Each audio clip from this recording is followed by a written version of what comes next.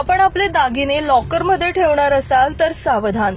नाशिकमध्ये ICICI home finance या उच्चाभ्रू लॉकरमधून 222 खातेदारांचे दागिने गायब झाल्याचा प्रकार समोर आलाय.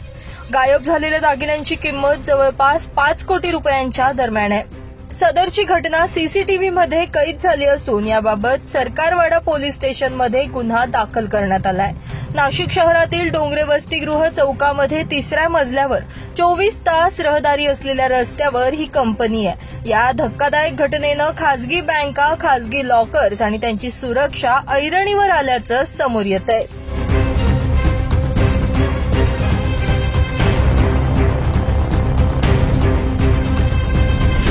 ब्युरो रिपोर्ट, नाशिक माझा न्यूज, नाशिक.